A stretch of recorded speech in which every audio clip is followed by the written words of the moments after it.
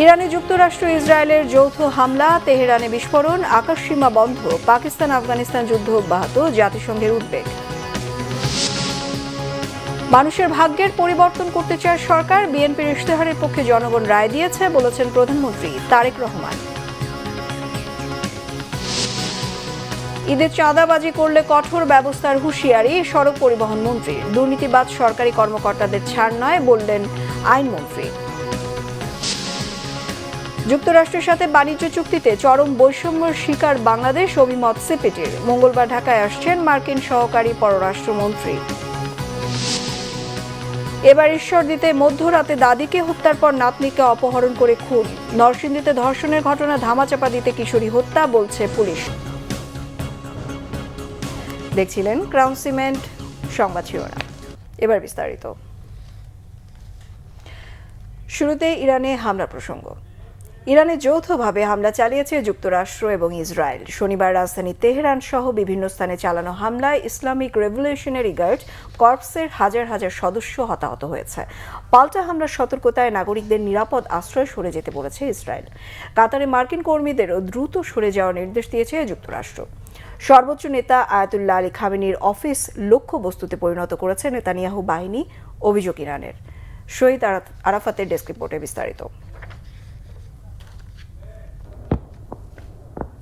কদিন ধরে বাজছিল রণদামামা। ইরানকে ঘিরে সব ধরনের অস্ত্রশস্ত্র জড়ো করার পাশাপাশি বাড়াচ্ছিল সশস্ত্র বাহিনীর উপস্থিতি। যে কোনো সময় ইরানে হামলা করতে পারে যুক্তরাষ্ট্র, আজ করা যাচ্ছিল তা। অবশেষে তাই হলো। পরমাণু আলোচনা ভেস্তে দিয়ে ইরানের মাটিতে ভয়াবহ হামলা শুরু করলো যুক্তরাষ্ট্র ও ইসরায়েল। শনিবার আল জাজিরা সহ একাধিক গণমাধ্যমে উঠে আসে পশ্চিমাদের একতরফা হামলার তথ্য। বিস্ফোরণের শব্দে কেঁপে উঠে ইরানের রাজধানী তেহরান সহ আশেপাশের শহরগুলো। সামরিক ঘাঁটিগুলোতে বিমান হামলার ঘটনায় হাজারো ইসলামিক রিভলিউশনারি গার্ড কর্পসের সদস্য নিহত বা হতাহত হয়। শুরুতে হামলার সাথে ইসরায়েল জড়িত থাকার তথ্য পাওয়া গেলেও পরে মার্কিন কর্মকর্তারা যৌথ হামলার বিষয়টি নিশ্চিত করে। হামলার পর আকাশসীমা বন্ধ করে ইরান। দেশটির অভিযোগ, সর্বোচ্চ নেতা আয়াতুল্লাহ আলী খামেনির অফিস লক্ষ্যবস্তুতে পরিণত করেছে পশ্চিমারা। এদিকে হামলার পর পাল্টা হামলার ভয়ে জরুরি অবস্থা ঘোষণা করে ইসরায়েল। সাধারণ নাগরিকদের নিরাপদ আশ্রয়ে সরে যেতে বলে।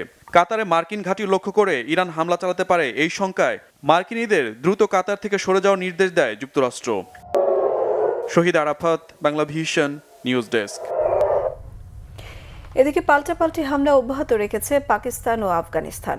ইসলামাবাদের হামলায় পর্যন্ত ৩৩০ জন আফগান তালেবান নিহত হয়েছে। পাকিস্তানে নিহত অর্ধশতাধিক। শনিবার দফায় দফায় বিমান ও ড্রোন হামলায় আবারও কেঁপে ওঠে দুই দেশের মাটি। আফগানিস্তানের কিলা সাইফুল্লাহ সেক্টরের আলা জিরগা থানা সামরিক পোস্ট, রহিম থানা পোস্ট, খাইবার উমারি এবং নস্কি পোস্টেও হামলা চালায় পাকিস্তান। ইসলামাবাদের হামলায় ৮৯টি আফগান চৌকি এবং ১৩৫টি ট্যাঙ্ক ধ্বংস হয়েছে। পাকিস্তানের ড্রোন ভূপাতিত করার দাবি তুলেছে কাবুল। পাল্টা পাকিস্তানের মিরান শাহ এবং স্পিন ওয়ামের সামরিক ঘাঁটিতে ড্রোন হামলা চালায় আফগানিস্তান। এদিকে যুদ্ধের লাগাম টানার প্রশ্নে মার্কিন প্রেসিডেন্ট ডোনাল্ড ট্রাম্প পাকিস্তানের সমর্থন জানিয়ে বলেছেন, ইসলামাবাদ খুবই ভালো করেছে। যদিও ইউরোপীয় কাউন্সিল সহ সৌদি আরব, তুরস্ক, কাতার উভয় পক্ষকে আলোচনার মাধ্যমে সমাধানের আহ্বান জানিয়েছে। পাকিস্তান আলোচনার প্রস্তাব নাকচ করে হামলা অব্যাহত রাখার ঘোষণা দিয়েছে। মানুষের ভাগ্য পরিবর্তনের জন্য কর্মকর্তা কর্মচারীদের কাজ করার আহ্বান জানিয়েছেন প্রধানমন্ত্রী তারেক রহমান। প্রধানমন্ত্রীর কার্যালয়ের সর্বস্তরের কর্মকর্তা কর্মচারীদের সাথে প্রথমবারের মতো মতবিনিময়ে তিনি এই আহ্বান জানান। তারেক রহমান বলেন, রাষ্ট্র এবং জনগণের কল্যাণে রাষ্ট্রের গোপনীয়তা এবং নিয়মানুবর্তিতা বজায় রেখে কাজ করতে হবে। দেশের মানুষ বিপুল ভোটে নির্বাচিত করে ৫ বছরের জন্য বিএনপিকে সরকার পরিচালনার দায়িত্ব দিয়েছে। স্মরণ করিয়ে দেন, এই দায়িত্ব তখনই সঠিকভাবে পালন করা যাবে যখন প্রধানমন্ত্রীর কার্যালয়ের কর্মচারীরা যথাযথভাবে সহায়তা করবেন। তারেক রহমান বলেন, তার সরকারের মূল লক্ষ্য সুখী সমৃদ্ধ দেশ গঠন। দেশ থেকে দুর্নীতি দূর করতে কর্মকর্তা কর্মচারীদের পূর্ণ সহযোগিতা প্রত্যাশা করেন তিনি।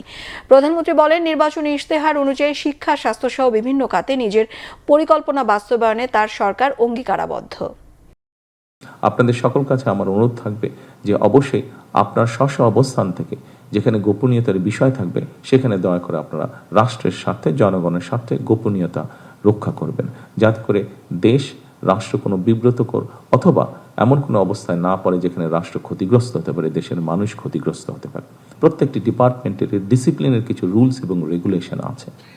আমার প্রত্যাশা থাকবে আপনাদের কাছে সেই রুলস এবং রেগুলেশনগুলো ডিসিপ্লিনের ক্ষেত্রে আমরা কঠোরভাবে মেনে চলার চেষ্টা করব। ডিসিপ্লিনগুলোকে আমরা যদি মেনে চলি, স্বাভাবিকভাবে এটি আস্তে আস্তে মানুষের মধ্যে এই জিনিসগুলো ছড়াতে শুরু করবে এবং আমাদের পক্ষে সম্ভব হবে জাতিকে একটি ডিসিপ্লিন জায়গায় নিয়ে আসার জন্য। আমার মনে হয় আমি যতটুকু বলতে চেয়েছি আপনাদের কাছে, আমি যতটুকু বোঝাতে চেয়েছি আপনাদের কাছে, আমি যতটুকু সহযোগিতা চেয়েছি আপনাদের কাছে, আগামী যে দিনগুলো আমাদের সামনে আসবে আমি দৃঢ়ভাবে আশাবাদী আপনাদের সকল রকম ইনশাল্লাহ সহযোগিতা আমি আপনাদের কাছে পাবো। আমার সরকার আপনাদের সকলের কাছে সহযোগিতা পাবে। আসুন আমরা সকলে যে যাবার অবস্থান থেকে আমরা কাজ করি আমাদের এই দেশটিকে একটু হলেও যাতে আমরা পরিবর্তন করতে পারি ভালোর দিকে। অন্য যে কোনো সময়ের চেয়ে ঈদযাত্রা স্বস্তির ও নিরাপদ হবে জানিয়েছেন সড়ক পরিবহন ও সেতুমন্ত্রী শেখ রবিউল আলম। সকালে নারায়ণগঞ্জে বিআইডব্লিউটি এর নির্মাণাধীন ভবন পরিদর্শনে গিয়ে তিনি এসব কথা বলেন। রবিউল আলম বলেন, পরিবহন সেক্টরে চাঁদাবাজি ও অতিরিক্ত ভাড়া আদায় করলে ফৌজদারি অপরাধে ব্যবস্থা নেওয়া হবে। এর জন্য সব ধরনের প্রস্তুতি নেওয়া হয়েছে। লাইটার জাহাজে গম সহ প্রয়োজনীয় পণ্য নির্ধারিত সময়ের মধ্যে খালাস না করে মজুত রাখার অভিযোগ রয়েছে। এতে কৃত্রিম সংকট তৈরি হলে দায়ীদের বিরুদ্ধে আইনি ব্যবস্থা নেওয়া হবে বলেও জানান মন্ত্রী। সবকিছু আশা করছি এবার ঠিক থাকবে। গতবার মোটামুটি একটা স্বস্তির যাত্রা হয়েছে, এবার তার চেয়ে আরও বেশি মনোযোগী এবং আরও বেশি আপনার তৎপর থাকবে সব সংস্থাগুলি, বিশেষ করে ট্রাফিক বিভাগ, তারপর রয়েছে আমাদের নৌতে কোস্টগার্ড আছে, নৌ পুলিশ আছে, আনসাররা আছে, তারা কাজ করবে এবং আমাদের যে টিম আছে তারাও সার্বক্ষণিক থেকে নিশ্চয়ই অবাধ যাত্রা নিশ্চিত করবে। পরিবহন সেক্টরকে মেসেজ আমরা দিয়েছি, আমি ডেকে বসেছি, কোনো ভাড়া বাড়বে না, আর যারা এইভাবে ভাড়া বাড়ানোর চেষ্টা করবে তাদের বিরুদ্ধে কঠোর ব্যবস্থা নেওয়া হবে। সরকার আইনসঙ্গতভাবে ফ্যাসিস্টদের বিচার করতে বদ্ধপরিকর জানিয়েছেন আইন, বিচার ও সংসদ বিষয়ক মন্ত্রী অ্যাডভোকেট মোহাম্মদ আসাদুজ্জামান। সকালে ঝিনাইদহ জেলা প্রশাসকের সম্মেলন কক্ষে সরকারি দপ্তরের প্রধানদের সাথে মতবিনিময় শেষে তিনি এসব কথা বলেন। সরকারি কোনো দপ্তরের কর্মকর্তা দুর্নীতি করলে তার বিরুদ্ধে কঠোর ব্যবস্থার হুঁশিয়ারি দিয়ে আসাদুজ্জামান বলেন, দুর্নীতিবাজ কর্মকর্তাদের শুধু চাকরিই যাবে না, মামলাও হবে তাদের বিরুদ্ধে। দেশের বিভিন্ন স্থানে নারী ও শিশু ধর্ষণকারীদের বিরুদ্ধে কঠোর ব্যবস্থা নেওয়া হবে বলে জানান আইনমন্ত্রী। রক্তের সিঁড়ি বেয়ে ফ্যাসিস্টদের পতন ঘটানো হয়েছে। বাংলাদেশ গণতান্ত্রিক অগ্রযাত্রায় মহাসড়কে উঠেছে। সরকার আইনসঙ্গতভাবে ফ্যাসিস্টদের বিচার করতে বদ্ধপরিকর। যদি কোনো দুর্নীতির আশ্রয় কেউ নেয়, শুধু তার চাকরি যাবে, ডিপার্টমেন্টাল প্রসিডিং হবে, সেটা হবে না, সাথে তার বিরুদ্ধে একটা দুর্নীতির মামলাও হবে।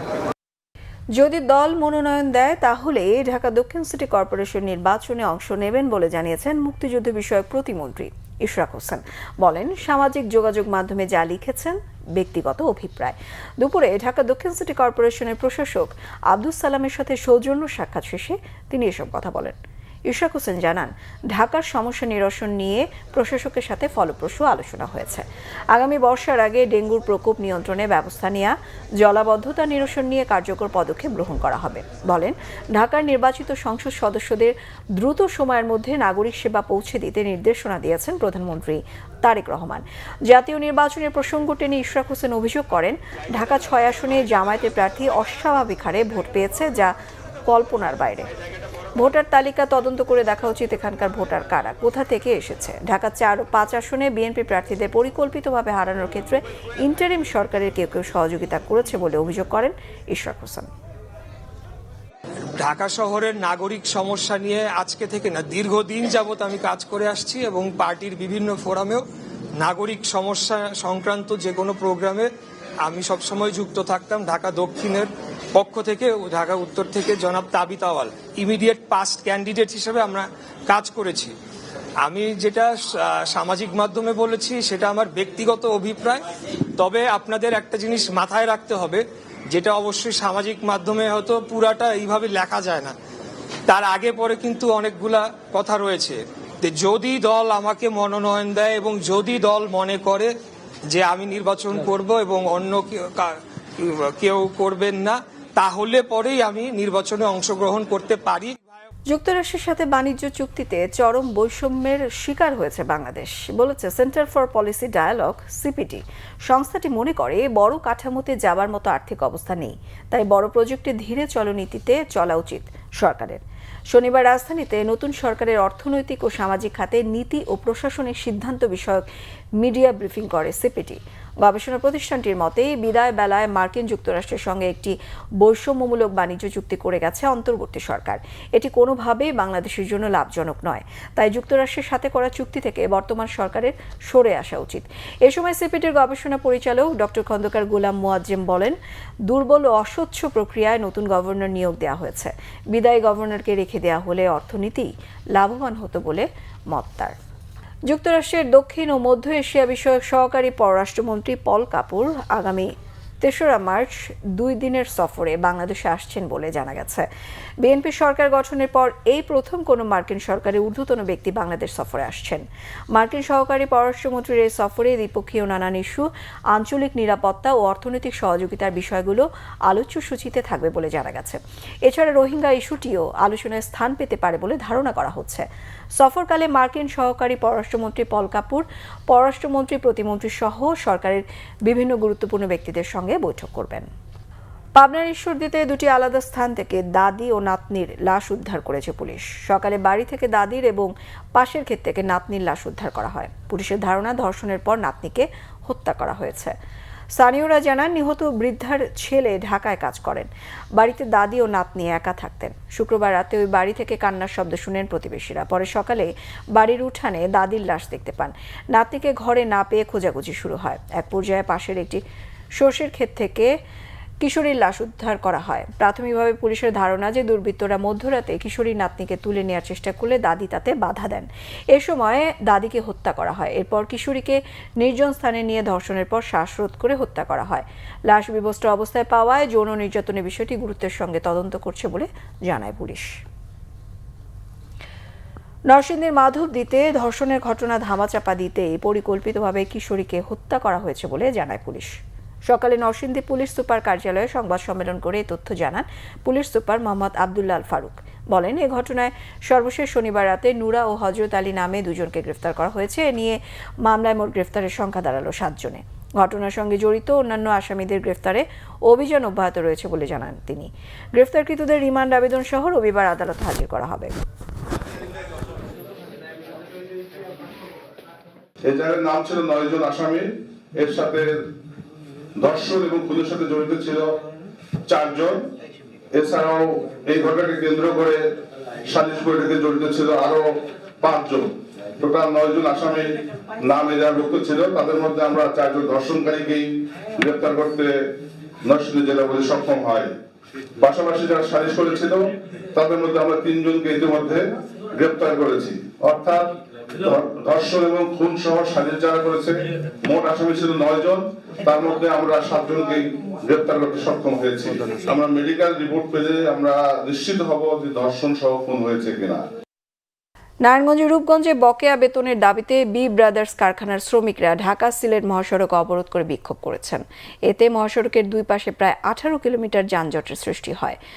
সকাল থেকে তারা মহাসড়কের মুইকুলি এলাকায় জড়ো হয়ে এই কর্মসূচি পালন করেন। অবরোধের ফলে দূরপাল্লার যানবাহন সহ স্থানীয় পরিবহনগুলো আটকা পড়ে। এতে ভোগান্তিতে পড়েন যাত্রীরা। শ্রমিকরা জানান, মৈকুলি এলাকার বি ব্রাদার্স কোম্পানি 2025 সালের ডিসেম্বর এবং 2026 সালের জানুয়ারি এবং ফেব্রুয়ারি মাসের বেতন বকেয়া রেখেছে।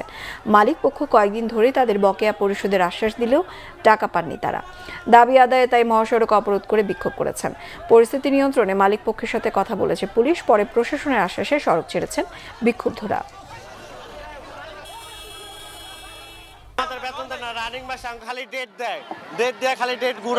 আমরা 3 মাস ধরে বেতন পাই না। সামনে ঈদ বোনাস পাবো, এগুলো কোনো খবর নেই। 3 মাস ধরে কোনো বেতনই দিতেছে না। মাসে মাসে বেতন তো দেয় না, 3-4 মাস পরে পরে বেতন দেয়। আর এদিকে আমরা প্রত্যেক মাসে মাসে কি রাস্তায় দাঁড়া টাকা নিমু? আমরা আটকাই যে জনগণ শাস্তি 3 মাস ধরে বেতন দিতে হয় না, তো মেল চালাকে মেল বন্ধ করে তো করা। সংবাদ শেষ করব ক্রাউন সিমের শিরোনামগুলো আরো একবার জানিয়ে। ইরানে যুক্তরাষ্ট্র ইসরায়েলের যৌথ হামলা, তেহরানে বিস্ফোরণ, আকাশসীমা বন্ধ, পাকিস্তান আফগানিস্তান যুদ্ধ অব্যাহত, জাতিসংঘের উদ্বেগ। মানুষের ভাগ্যের পরিবর্তন করতে চায় সরকার, বিএনপির ইশতেহারের পক্ষে জনগণ রায় দিয়েছে বলেছেন প্রধানমন্ত্রী তারেক রহমান। ঈদের চাঁদাবাজি করলে কঠোর ব্যবস্থার হুঁশিয়ারি সড়ক পরিবহন মন্ত্রীর। দুর্নীতিবাজ সরকারি কর্মকর্তাদের ছাড় নয় বললেন আইনমন্ত্রী। যুক্তরাষ্ট্রের সাথে বাণিজ্য চুক্তিতে চরম বৈষম্যের শিকার বাংলাদেশ, অভিমত সিপিটির। মঙ্গলবার ঢাকায় আসছেন মার্কিন সহকারী পররাষ্ট্রমন্ত্রী। এবার ঈশ্বরদীতে মধ্যরাতে দাদিকে হত্যার পর নাতনিকে অপহরণ করে খুন। নরসিংদীতে ধর্ষণের ঘটনা ধামাচাপা দিতে কিশোরী হত্যা বলছে পুলিশ।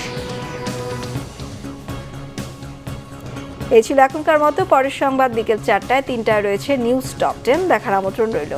এছাড়া বাংলাভিশন সংবাদ ও সংবাদ সংশ্লিষ্ট অনুষ্ঠান দেখতে ভিজিট করুন www.bbnews24.com ও facebook.com/banglavisionnews। সাবস্ক্রাইব করুন youtube.com/banglavisionnews। সঙ্গে থাকায় ধন্যবাদ সবাইকে।